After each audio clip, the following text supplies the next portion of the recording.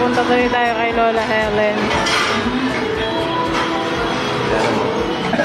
Lola Helen's pansit. Ayun yung lechon, no? Nasa gilid. Hindi na nila pinaganda yung presentation. Hindi ka naman daw si Jessica, so...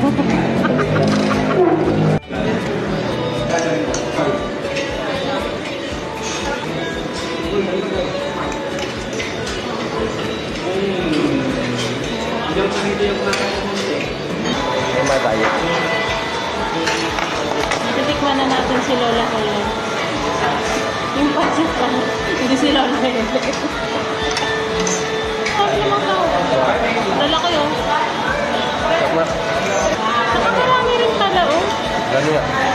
Marami siya. 2 to 3 person. Kaya pansit lang yung in-order kasi parang malasahan na talaga. Bigyan natin ng kalamansi. Hindi sila so eh.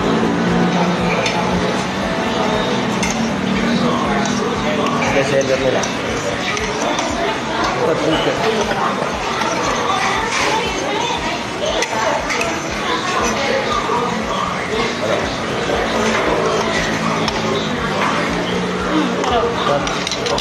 Kaya tingin pa.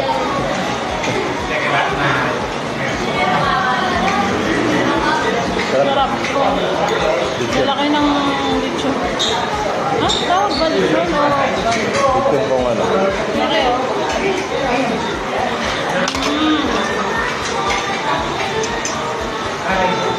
Ubusin namin to. Ubusin na namin to.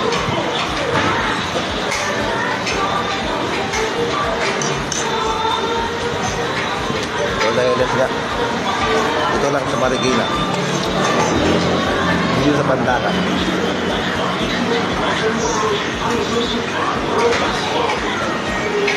Ayos.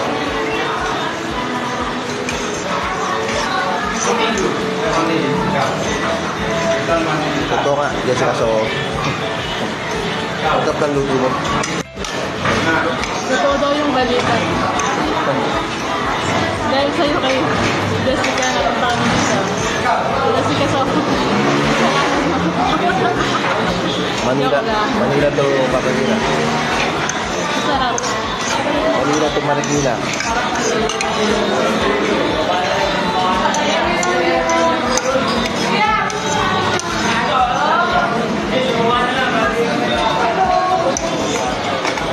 Pilipino pa rin ako. Masabi ko ng lechon. At yung pupo. May sinasabi na ang sabaw. Tama yung sinasabi ng lechon ko. Ang sabaw na ano. Yung ginamit na sabaw. Sabaw.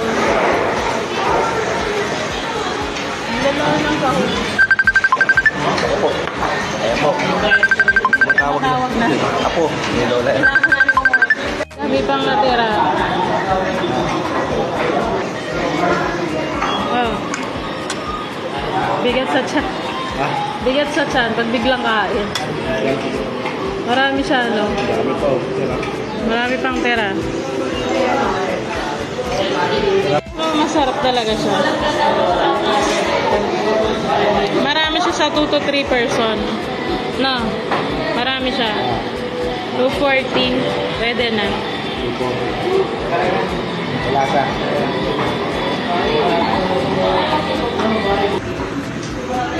Yung tirang pansit ni Lola Helen. Taste test. Ano? Masarap? Si Kuya naman. Lola Helen's Pansiteria. Ano? Ano masasabi mo? 6. Sarap. 8. Ikaw, Kuya? 9. 9. Sakto lang. Ah, sakto lang. Masyadong OA. okay. Ha? Paggawa. Ah, okay. Ah, dahil dyan, Yes na yan.